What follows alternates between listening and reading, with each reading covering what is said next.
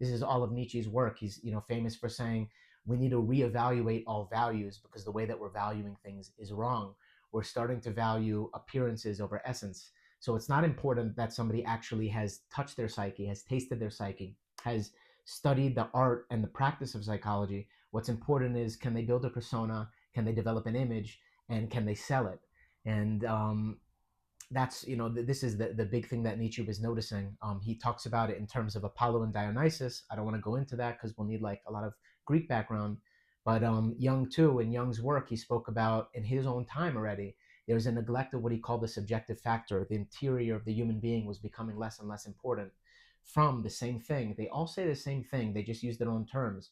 From spoke about it in relation to the being mode and having mode, and he was saying that in the West, although I think if you were alive today, it's beyond the West. It's becoming increasingly more global.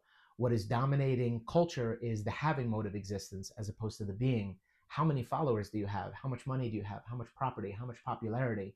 Not how much consciousness, not how much awareness, not how much depth of understanding. There are people, and I won't name names on this work, that are in our age known to be the wisest of the age. Forgive me for saying they're not even wise. They're actually more foolish than a lot of like moderate minds of the age. They're so smart that they're foolish. And 5 years, 10 years, 50 years, what people don't realize is they're going to look online back at these videos. Nobody realizes that history is looking at them, and it doesn't matter if somebody's seen as the guru now. Who they are is who they are, regardless of how the world sees them. Eventually people will see them for who they are, transparent and naked. um, I know I'm going off there, but how would I put it? It's like Jung uses words like psychic inflation, but he doesn't use deflation. In the marketplace, in the economy, when something's value is inflated, the opposite is naturally deflated. So I feel like part of it could be my own self-consciousness, part of it could be my own self not getting out of my shell. But I feel like the market kind of passively aggressively doesn't value what I have to offer. And what I have to offer is just genuine humanistic knowledge and development and skill. It's knowledge itself, not just my own. But, some of it is my own, but it's built upon actual sources of other people who genuinely study the knowledge. Um, they didn't live in a time where appearances were like this. We live in a time where appearance more than ever. You can go back in time. There's always conflict. There's always war. There's always things going on. The deceiving thing about our moment in time is that the conflict is less physical. It's more spiritual and ontological. It's more about being itself. And what the algorithm spread is not necessarily people who have the most expertise. It's people who appear to have the most expertise. And sadly, what this ends up doing, it's kind of funny. It hurts the expert, because what they're ended up doing is they're envisioning themselves in a position that they don't actually belong in. It's very psychologically disorienting for the expert themselves. It will eventually cause many of them to unravel. Some of them I'm seeing unravel as we speak. What it does to somebody like me is that I so I'll just give you an example. Um, I don't want to appear smart. I don't want to appear what I just want to be myself. I just want to give what I have. But let's say if I'm like talking to a random stranger and they don't see my name with like millions of followers, or I don't show the degrees, or I don't show the expertise from the appearance perspective, if I start to have a conversation with them, they'll almost naturally, and this is what ends up coming up a lot, they'll think like I'm trying to like dominate the conversation. They'll think like I'm arrogant and trying to talk more. It has nothing to do with that. It's just that I have in most cases, and I would beg, going back to what I said before, or wish I had another person to understand, I would celebrate finding somebody who knows more about psychology than me. I would set like, it would make me the most fucking happy person in the world to like find somebody to talk about these things. It's not like wanting to be in a position to like feel dominant as authority. It's about needing to feel in the position that is appropriate to who I am so I can give what I have.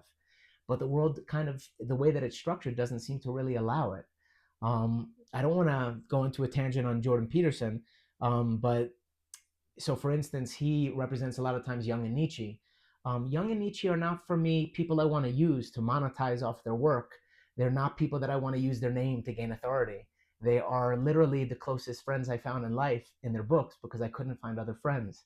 And they're people who I want to honor and respect and even share their teachings and help people understand where they were coming from more. I can tell you without a single doubt in my soul, this man completely misrepresents Jung and Nietzsche. horribly. Like it's everything that they warned about and everything that they were afraid of a human being doing with knowledge, this man did, and people will eventually see.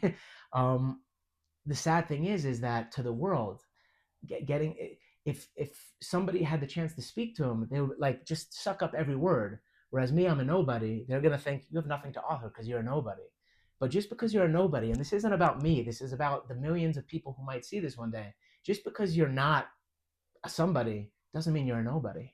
Just because the world doesn't agree that you have knowledge and expertise doesn't mean that's who you are. A lot of people in the world, we have a tendency of judging this person is the waiter, this person is the Uber driver, this person is the college professor.